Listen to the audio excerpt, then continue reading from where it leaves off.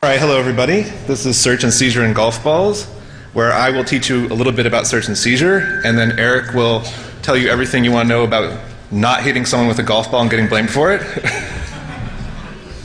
Can I have a quick show of hands? Who knows a little bit about Eric's story or has heard it before? Oh, okay. Fair amount of people. If anyone else is confused after we're done talking, talk to one of the people who just raised their hands. They'll explain. All right, my name is Jim. I am a criminal defense attorney. I've been practicing here in Vegas for the past 3 years or so. Eric is but a modest hacker and was minding his own business one day about 2 years ago when he found himself arrested by the Seattle Police Department. So what I'm going to do then is I'm going to talk a little bit about search and seizure law, when the police can stop you, when you can be searched, what the law actually is, and then we're going to see from Eric's experience how the law is actually applied by the police. And you might see a little bit of a difference between the two. And we want to have time for questions at the end. Hopefully we will have time to have questions in here. If we don't have time in here, we'll be in the Q&A room over there, 113. Thank you. After this. Okay, I have to give my legal disclaimer. Because I'm a lawyer, I have a legal disclaimer, which is that you should not take legal advice from some guy talking at Defcon. If you actually get arrested, hire a lawyer or get the public defender or whatever, but don't take my advice as the gospel truth. I only have 20 minutes to instruct you on law that took me at least 3 or 4 months of law school to learn. So I'm not really going to cover everything, okay? And don't try to play gotcha with me either. I know I'm leaving stuff out, okay? I speak from experience with hackers. Okay. All right. Now, search and seizure law is mostly based on the federal Constitution, the Bill of Rights, the 4th, 5th, and 6th Amendments. This is stuff that they really should have taught us all in high school. Instead of telling us about the bill on Capitol Hill, they probably should have told us what to do when police stop you and when police can stop you, because honestly, that's the interaction most of us have with the police or the government more often than passing bills and the executive branch and blah, blah, blah. However, they don't teach us this stuff in high school, so that's why I'm going to give a little primer, give you a little framework to understand what happened to Eric. So there's basically 3 different levels of when the police can stop you. There's the voluntary stop, investigatory detention, also known as the Terry stop, and getting arrested. And that's going from least serious to most serious. All right, so the first one is the voluntary stop. And that's a fancy legal lawyer way of saying, the police officer says, hey, can I talk to you? And you say, sure, why not? Ta-da, you've had a voluntary encounter with a police officer. This is when both of you are agreeing together to have a conversation, or at least that's the way it's framed. The officer's going to say you're both agreeing that you're having a conversation. Maybe you're kind of a little bit intimidated into having a conversation. Now, this can last as long as either one of you want it to. And there's completely obviously legitimate reasons to talk to the police officer. It's not all you might get in trouble. Everyone's had a situation where they actually call the police and want the police to help them. So it basically lasts until you've both decided to stop talking to one another. And the way you know it's a voluntary encounter versus something more serious that we'll get to is that you are free to leave at any time if it's a voluntary encounter. If you ask the police officer, hey, I'm done talking, is it okay if I leave? I have someplace to go. If they say no, then you're being detained. You've been seized by the police officer. This almost isn't a seizure, but officers can use a lot of tricks to keep you kind of intimidated where you'd like to say, I want to leave, or, I'm kind of done with the conversation, but, they're a police officer, they have shiny badges and uniforms and guns and things, so they might try to tell you can stick around, that you should stick around, but you have a right to walk away from a conversation if all it is a voluntary encounter. And my advice to you is to be polite to the police officer. Be helpful if you want to be helpful. You don't have to be, but at least be polite. Don't turn on full asshole mode at the beginning. If you're walking by and the cop asks you what time it is, don't be like, oh, am I free to leave, officer? Are you detaining me?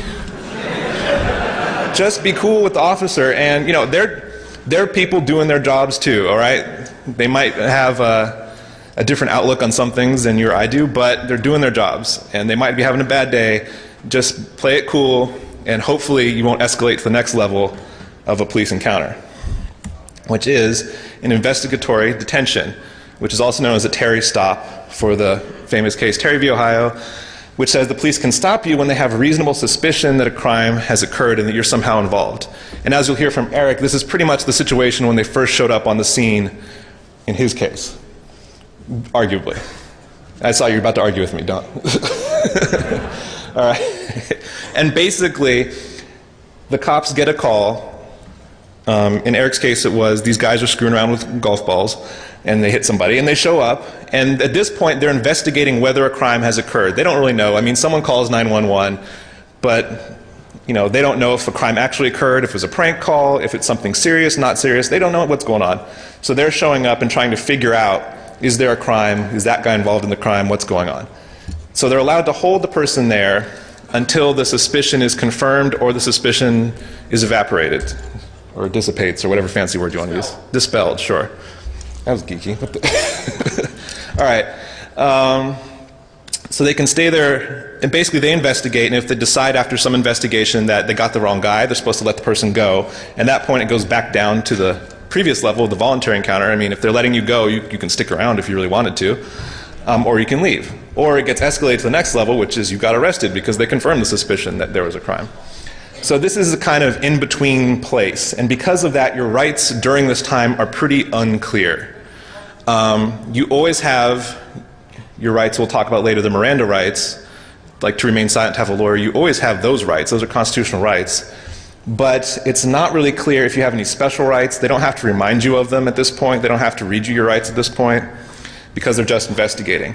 It's also unclear how long they can keep you in this kind of twilight zone of investigating but not charging you with anything, not arresting you. The courts take it on a case-by-case basis. They can't, I think, it's usually like if you go past an hour or two of standing on the side of a road, the courts are kind of like, yeah, they should probably let you go. Or they should, they can always come find you later if they need to. There's also a question when they're investigating whether or not you have to identify yourself to police. And this is especially true in Eric's case, which is why he's here to talk today. The answer to that is it depends what state you live in. There was a Supreme Court case called Hibble that was out of Nevada. Nevada has what's called a stop and identify law, which says if you're being stopped and investigated by police for some crime, you do have to identify yourself. And the Supreme Court said that law is fine, but it's up to the states.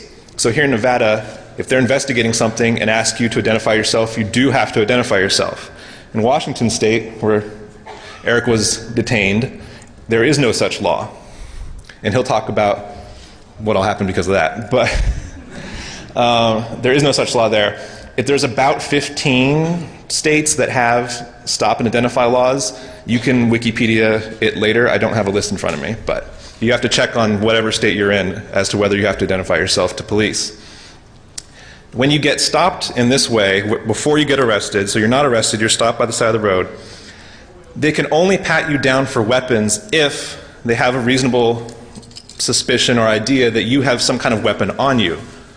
They don't just get to search you if they've stopped you like this.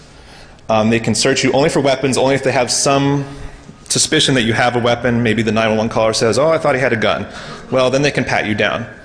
But they can only pat you down to make sure you do or don't have weapons. They're not allowed to go into your pockets. They are not allowed to feel something and say, oh, that feels like a wallet. I wonder what's in there. Let's take that out. No. They basically get to feel you up. If it feels like you have a gun or a knife, they can take that off of you, but that's it. They don't get to search anything else. They don't get to look inside things. Nothing like that. They can always ask you on this level or the previous, on a voluntary encounter, they can ask you for permission. If you want to let the officer search you, you can, of course. I wouldn't recommend it. And this, of course, leads to many police reports where they claim that the person let them voluntarily search. Whether or not that actually happens is in question many times, but you have a right to not be searched basically up until this point. And again, this level is very vague. This investigatory detention is very vague about your rights and what you should do. Again, just remain polite, remain cool and calm, as you'll see Eric doing for the most part throughout his encounter. And try not to get arrested. Which leads us, oh, come on, open office. There we go. What was that? What's a weapon? It's something that can be plainly identified as a weapon. So if you have some crazy like ray gun or something, then probably If it feels like a gun, then they get to take it away. If it feels like a knife, they probably get to take it away. Something you can hurt people with. They can't argue that your cell phone might trigger a bomb. That's getting a little ridiculous. What about a hammer? They could probably, like, if you have a big-ass hammer just hanging off your belt, they probably, yes, could, like, just put it over on the side for a little while. Stuff like that. All right. Yes, yes. All right, it's not lawyer gotcha time. Let me continue. You can annoy me about what's a weapon during the Q&A. All right. Level 3 is arrest. They get to arrest you if they have a warrant for your arrest. Big shocker. If they actually see you committing the crime, then they get to arrest you, of course. And if there's probable cause that a crime has occurred. Do not ask me to define probable cause. That will take too long, and we'll be here all day. Probable cause is more than reasonable suspicion, If they show up, let's say, to a scene, 911 caller says, oh my gosh, there's a bank robbery, a guy with a black t-shirt and camouflage shorts just robbed the bank. They show up, and I'm still standing around, and 10 people from the bank says, that's the guy right there. Obviously, the police didn't see me commit the crime, but at that point they have probable cause because 10 people are all pointing at me and saying he robbed the bank. Whether or not I actually robbed the bank is the question for the trial, which is way down the road. Right now we're just dealing with the police. So basically, once you get arrested, they get to keep you as long as they want to. You have to be charged within a certain amount of time. That's a different thing. And they basically get to keep you until you're charged with a crime, not charged with a crime, and if you're charged with a crime, then bail has to be set, etc. You do get to be searched when you're arrested, and that's a full-on search. Your pockets are going to get emptied. They're going to take an inventory of everything to make sure nothing gets stolen or you don't accuse them of stealing anything, right? All right. And if you're driving your car when you get arrested, there's many, many rules about what part of your car gets to be searched. I'm going to say the short version is if you get arrested while you're driving your car, yes, they can search your whole car. So if you're carrying around your weed in your car, bad idea. They will find it if you get arrested. They also obviously get to search you, and they get to search anything within basically your arm's reach around you. They get to search if you're arrested in your house. What are your rights at this point? It's your Miranda rights, and I'll go into more detail in just a second. I'll just do it right now. And then my advice, of course, is for you to shut up. But there's a caveat to that. Once you're arrested, you have these rights, the right to remain silent and the right to an attorney. And the other ones in parentheses are special. If you're a kid under 18, you have the right to have your parent present in any questioning. And if you're not a U.S. citizen, you have a right to someone from your home country's embassy or consulate you have a right to have them come help you, come talk to you. But anyway, the main two are the right to remain silent and the right to an attorney. So this year, the Supreme Court decided one of their stupidest criminal decisions in a long time. Because previously, the way you exercised your right to remain silent was you were silent. And that makes a lot of sense. If the police are talking to you and you're sitting there not saying anything, and they keep talking to you, you're not saying anything, you're quiet, well, clearly the person's choosing to remain silent. They're exercising their rights. And the point of that is, at some point, the police need to stop asking you questions, stop being intimidating, let you remain silent, because that is your right, and leave you alone. What the Supreme Court said this year, I don't remember the case name, but they said this year, in order to exercise your right to remain silent, you must tell the police officer that you want to be silent. So, what you have to do is once you get arrested, you must say, I want to remain silent, and then remain silent. And then that'll work. And then they have to leave you alone and not question you about what's going on. You also have the right to an attorney, and you have to say, I want to talk to my attorney, or I want to see an attorney, and then stop talking. If you put any qualifiers on it, like I probably want to see an attorney, I think I should see an attorney, it's a good idea, it doesn't count. There's many, many cases on this. It doesn't count if you put any kind of qualifying language. All you have to say is, I must see my attorney, or I want to see my attorney, the end. So, you have to actively invoke your rights. There's no more passive courts assuming that you want to exercise your rights. You actually have to step up and invoke your rights. So, if you ever get arrested, please step up and invoke your rights. They're there for a reason. They're there to protect you. All right. You ready? Yeah. All right. So now that's the basic framework, the 3 different ways the police can stop you. And as you'll see, Eric's experience was we kind of start out they're investigating the crime, and he ends up in jail. Whether or not he should have is... Well, currently being debated. So Still, 2 years later. yeah. Just a moment while I steal the video here. Brand new laptop. Yeah.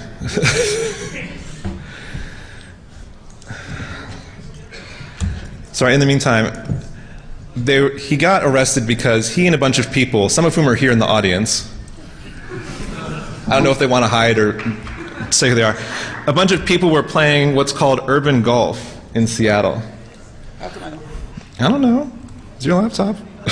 There we go. Because it's dual view. So if you could tell us what urban golf is really quick. So yeah, urban golf. Divide, are you in the room? Oh, son of a bitch. It's organized in Seattle by this dude Divide, and pretty much the deal is it's a prearranged, organized event open to the public. It kicks off here, various different locations, but that was Cal Anderson Park, Capitol Hill neighborhood. Anyway, what the organizers do in advance is they go around and they put little AstroTurf greens out on various street corners around the neighborhood, and you tee off from each of these greens, and you play through, alleys and sidewalks and parking lots to little holes that have been set up in advance. And just so happens that each hole is approximate to a drinking establishment. And so by the 9th hole, which incidentally is where the incident took place, it's been a fairly lively and engaging experience. So yeah, it's a great time. Yeah, go for it. By the way, how are we for time? We're fine for time. Don't worry about that. I might want to be long-winded, though. Oh, that's okay. All right, so I have a little setup here. Now's the time I'm going to hit a golf ball into the audience who don't want to get hit by a golf ball. Move. They're foam. They're not going to hurt you. Nerf ball, by the way, just like in the real event. Yes, we're recreating the real event. For some reason, we were listed as a demo on the website, so I decided I should do a demo. So.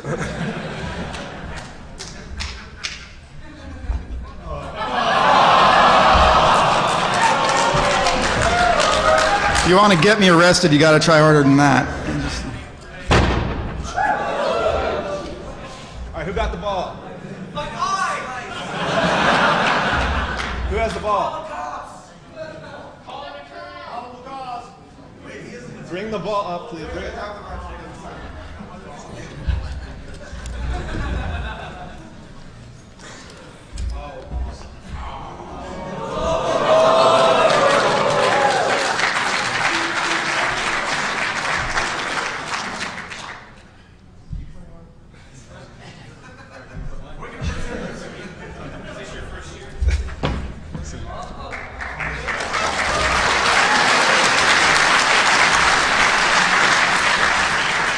So I'm kind of debating how much, how much I want to ramble about all this. So how are we for time?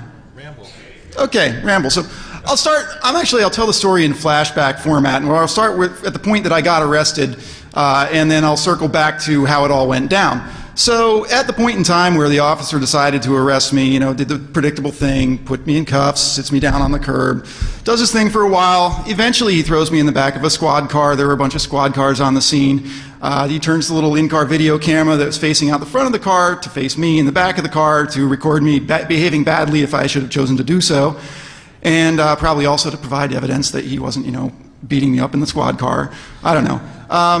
Hauled me off to the precinct house. When we got to the precinct house, they made me stand with my feet, my toes on a little line of black tape while they took my picture. And I forgot to mention also they did search me incident to the arrest when they first put me in cuffs. Search incident to arrest, he turns your pockets inside out. I remember, when I finally found myself in the holding cell at the station, I'm sitting there still in cuffs with my pockets turned inside out. And, just noticing a little camera on the ceiling in the holding cell and this big gnarly metal hook embedded in the cement floor. I'm like, wow, how do you get yourself attached to that? And, having been, participating in urban golf earlier, I'd been consuming liquids and, I still had a fair amount of liquids on board and it was getting fairly uncomfortable, and I was waging this private battle with the police as I was not going to ask to use the bathroom and thereby give them the satisfaction of confirming that maybe I had in fact had a couple of drinks. But so it was, at a certain point I start to wonder, like, how long do they hang on to me here? They're like, am I going to have to use my phone call to have somebody feed my cat? What's going on? It wasn't too traumatic. They threatened to hold me over the entire weekend, but that turned out to be a bluff. They cut me loose after about 45 minutes, and, much later I was charged, and I think if there's time I'll ramble about that as well. But, so circling back to the incident itself, I think I'll just roll the tape. What, actually, I got to rant for a second before I roll the tape. The police, by the way, when I went and asked for the tape during my criminal trial, produced no tape. After the case was dismissed, I filed some Public Records Act requests for the tape. I was told, oh, well, we had a tape, but we erased the tape. I thought that would have been a violation of SPD policy, since I'd read the policies at that point. And so then I did some research. Turns out that the system they use creates activity logs for all the tapes. So I was like, wow, I want to see who erased it and when. So I got the activity log. Turns out they had the tape the whole entire time. So this is that tape. They just forgot, right?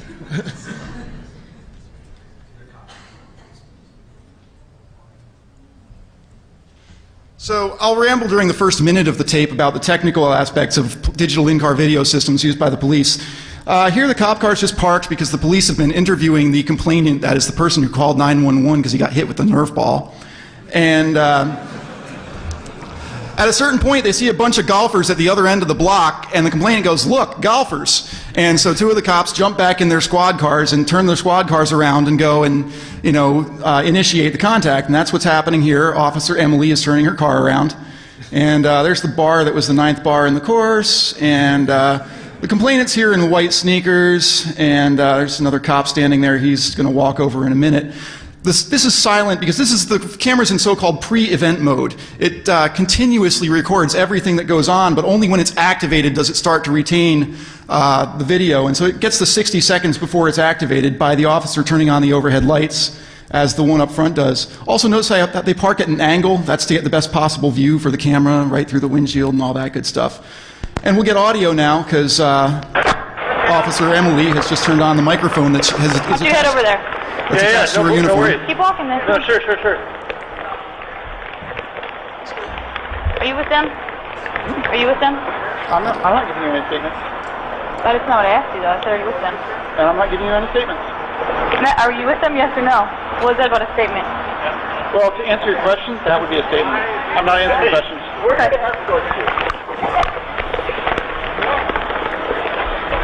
He's not giving any statements, though. What's that? He's not giving any statements, though. Cool. Just as we get to arrest him and let him. I know, it's great. Head over there, come on. No problem. No worries.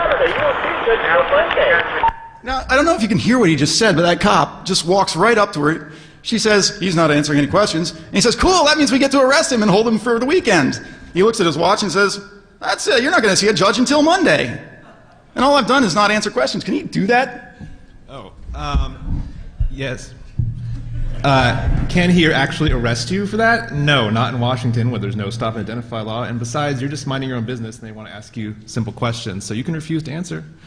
Can he threaten to arrest you and, take your firstborn child and all that kind of stuff? Yes, the police officer is allowed to lie to you and generally intimidate you into saying things, but you also have a right to resist that. So, wow, that's pretty brutal. Like, so if I assert my rights, he can totally just threaten to violate them left, right, and center as a way to maybe get me to waive them. Well, up to a point. I mean, if he takes out his gun and points it at you and threatens you, yeah, he's crossed the line. But can he be generally mean to you to try to trick you into answering questions? Yes, he can. Okay, well, continuing. Thank you. Running around with the ball.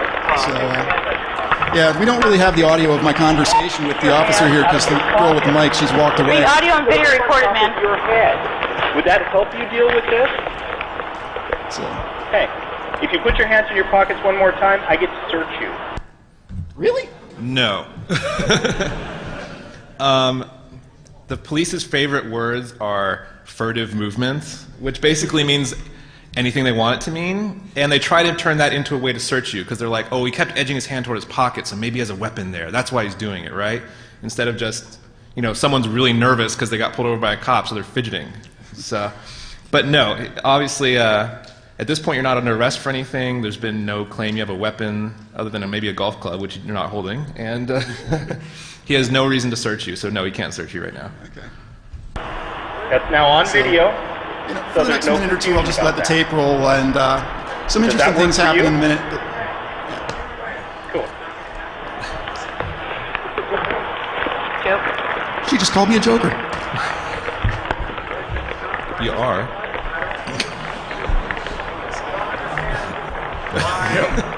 So I guess it bears mentioning while she's elsewhere with the microphone that during my conversation with the officer here, I was careful to ask, am I being detained?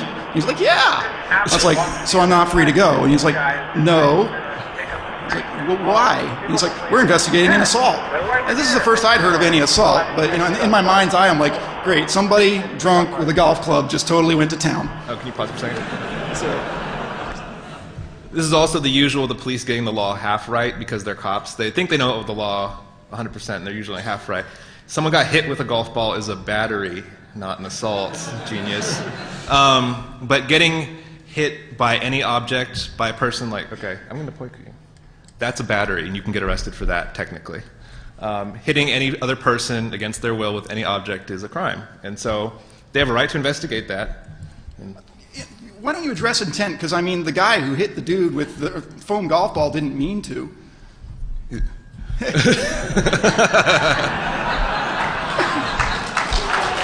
We believe. That gets into technical legal jargon, but basically, I suppose he didn't intend to hit the guy, but he's at least civilly liable for hitting the guy. And Oh, yes, civil liability. Civil liability, yeah, it's a pain. And then he's probably still criminally liable. I mean, if you're hitting golf balls in downtown Seattle, what do you think someone's not going to get hit once in a while? We want to be very careful, by the way, to say Nerf balls or toy balls. Nerf golf not balls, of course. golf balls. So, Sorry. yeah. Does the guy who got hit have to show that he was injured? No, you do not have to show you were injured for there to be a battery. Yeah. Like literally, this is a battery. I'm not joking. Stop. Sorry. You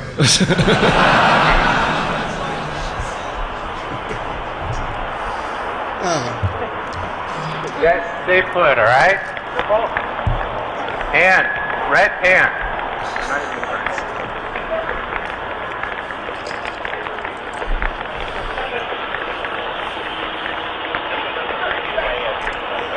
Oh, you don't? No. So here right now they're just screwing around with me, but in a minute they're going to start trying to figure out what to do about this whole situation because they're kind of befuddled themselves. I didn't think you said that.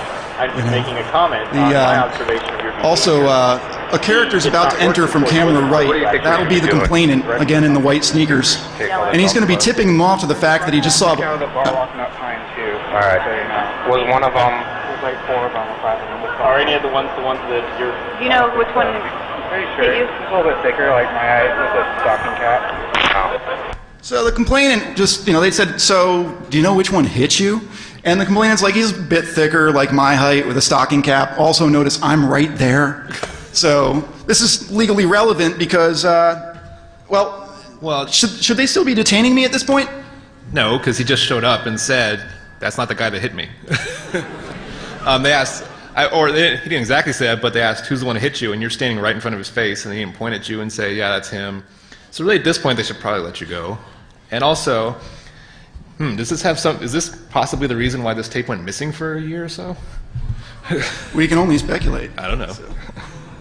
Well, I just yelled at another guy. Oh, well. So, what do you think is the golf club? I think the golf club is do that. So anyway, the police, they're now conferring amongst themselves. Have we got him to be able to identify? He doesn't have his glasses. He doesn't have his glasses, he says. If they don't even have an ID on their suspect, then I'll give the tape another few seconds to roll before I cut it. Report them all as suspects, or... So, actually, no.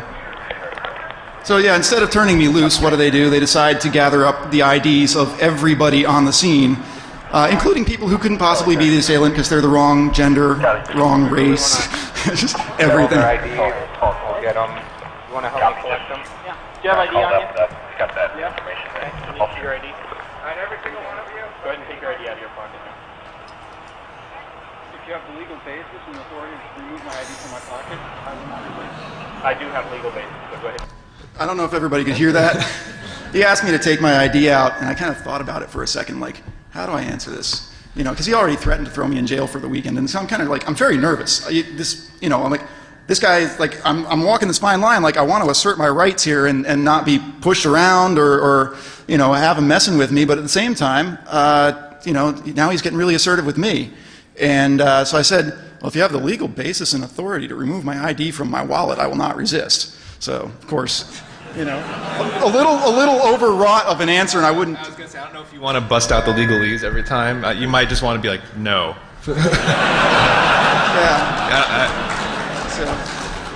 Yeah. Now, a reminder to something Jim said earlier, don't try this in the state of Nevada or any of the 23 other states that have stop and identify laws where, provided that the officer has reasonable suspicion, which this one doesn't, with respect to me anyway. Not now. They could have done it earlier. Yeah.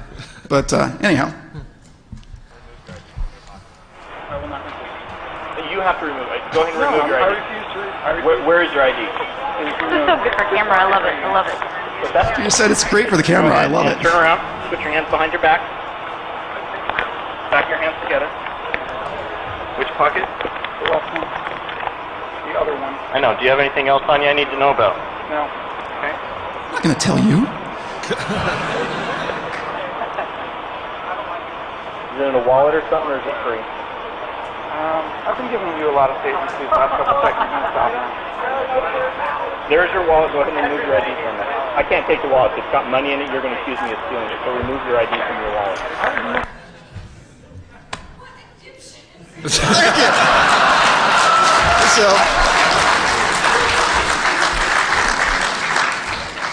So yeah, despite the fact that the camera's rolling, he's got, his colleague standing right freaking there, also despite the fact that he had no qualms about searching the incident to the arrest 5 minutes later, he's now telling me that I need to search myself for him, otherwise I'll accuse him of stealing stuff from me. Well, no, he... One wonders. Yeah. Yeah, well, again, this is the cop half knowing the law, because he knows that, okay, if he's not under arrest yet, I can't actually go into his pocket. So I'm going to ask him to do it for me. But at the same time, he's like feeling up your pocket and stuff, which he's not supposed to do anyway, because he doesn't think you have a weapon. So again, he kind of half knows what's going on, but not really. Yeah. So. I will arrest you for obstructing if you don't. We can play this game as much as you can. I am making a legal request of you to remove your ID from your wallet. I have removed your wallet from your pocket for your request. I'm not going to dig into your wallet because I'm not comfortable with that given your demeanor. Now, if you don't want to remove your ID from your wallet, I will take that as a refusal to identify yourself. You are now informed of that. It's on recording, too.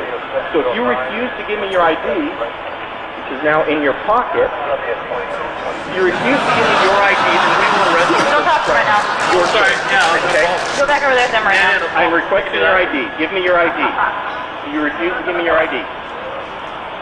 Hey, we can always take it down and you could go to the fingerprint section. And that's all she wrote. Found another one.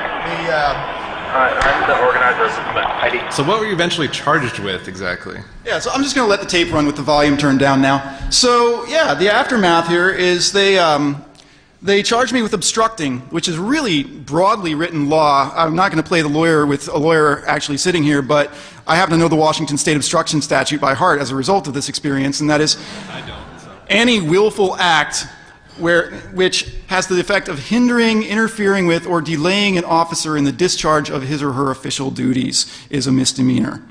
And so, to read that statute at face value, it's almost like you don't have rights. It's almost like, refuse to answer questions, that's a hindrance. Don't let them search your car, that's a delay. And that's exactly how the police department likes to interpret these statutes. And they have obstructing statutes like this in a lot of states.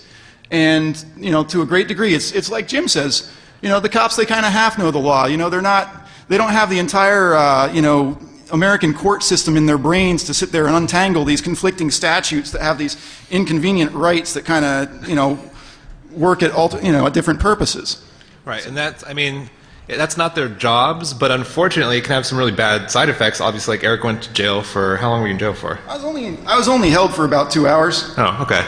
But, you could have been in there, who cares? I wouldn't want to be in jail for 2 hours. I wouldn't want to be in jail for a couple minutes. It kind of screws up your Friday night, yeah. And, did you bail yourself out or did they release you? They released me. Hey, so at least they're nice enough to do that. But, a lot of people can't get released. A lot of people can't afford to bail out, and it's not their job to know exactly what the law is. That's my job, that's the court's job, that's other people's jobs, but it can take several months of sitting in jail before you go to a trial or have a hearing that decides what the law is and whether what you were doing was right or wrong. So that takes a long time, and it's a pain in the ass, and so it would be nice if the police were a little more informed on the law instead of just construing everything in their favor. Funny you put it that way. Oh. So, about informing the police of the law, I guess since there's time, sure. I'll talk a little bit about the aftermath of the experience. So the first thing I did is I went home and I located the Washington State case that cleared up the ambiguity of the situation all the way back in 1982. Washington State Supreme Court, in a case called State v. White, said that, quote, a detainee's refusal to disclose his name, address, and other information cannot be the basis of an arrest. And so I took the case citation and I emailed it to the Seattle Police Department's Office of Professional Accountability 10 days after the incident and said, hey, you guys have tape, you've got the facts, here's the law, don't be arresting people for this. And the Seattle Police Department took my opinion into due consideration and decided to go ahead and charge me with the crime of obstructing. So they're like, who cares what the law says? And that's when the situation got really, really actually kind of frightening. Because, at the time of my arrest, emotionally I was okay. I'm kind of like, all right, well, this is a fun little civics experiment, isn't it? Sitting in handcuffs, riding around in the cop car, fairly comfortable in the knowledge that I'm innocent. Except that then when it's time to actually review the facts and the law, the system started to go sideways on me, and now I'm like, oh my God, I'm actually being charged with a crime. This is now on my record. They almost didn't let me into Canada when I tried to go up for CanSec. Then of course there was the whole thing of like, crap, what if I'm convicted? There goes my career. They offered me a deal. They would drop the charges if I did a bunch of community service. I was going to say, other people were arrested that night too. You weren't the only one who's arrested. Yeah. There was 2 other people, right? Yes. I'll come back. So yeah, also, let's go down that road for a second. So yeah, 2 other people were arrested. One more for obstructing. That was a totally bogus arrest as well. Allegedly, the guy walked away from an officer after being ordered to stop, despite the fact that they'd already arrested somebody else for the assault. And that somebody else who they arrested for the assault was not, as the complainant described, a bit thicker about his height, wearing a stocking cap and white. Actually, do you mind being singled out? Where are you, dude? It's the real killer. No, actually, that's actually. Oh, there he is. Sorry. Yeah. Here's Hikari, who had the extreme unpleasant experience of being arrested for assault with a Nerf ball. He also got charged, and I'm sure it wasn't any more fun for him than it was for me. His case was dismissed as well when basically the half dozen people who were with him the whole entire time informed his lawyer that we didn't see a damn thing. And anyway, it was a Nerf ball. So at that point, the city decided to drop his case. City pressed my case all the way to the brink of trial. We told the city attorney's office repeatedly about the law, and they just kept ignoring it and ignoring it and ignoring it until finally the morning of the first contested hearing, which is when you actually go and get in front of a judge and argue something. And that's when the city attorney said, just kidding, dropping the case. I was out like... But I said, but you didn't drop the case. They dropped the case. Yes. So at that point, I was out several $1,000s for my attorney's fees. And so my attitude at the time about the decision to exercise my civil rights was a somewhat doubtful one. I was like, well, that was a very expensive learning experience. But like I said, later on, I asked for the tape. I started thinking about suing the cops. I am suing the cops for false arrest and various other claims. That case, it's going.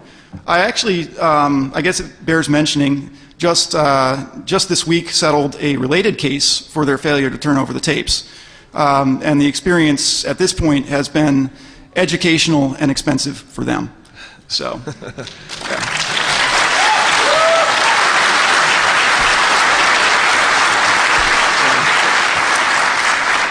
And I think on that note, I guess now's about the time to turn it over to questions. And, well, before we do that, do you want to hit a golf ball into the audience? Yeah. I think you should. All right, here.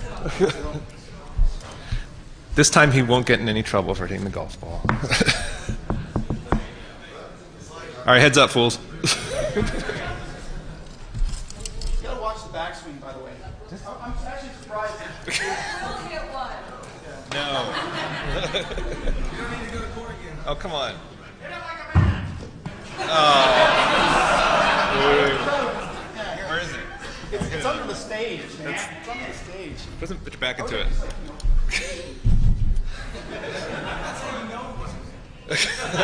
Yeah. Clearly it wasn't him. My green. Heads up. Who got it? Come on down.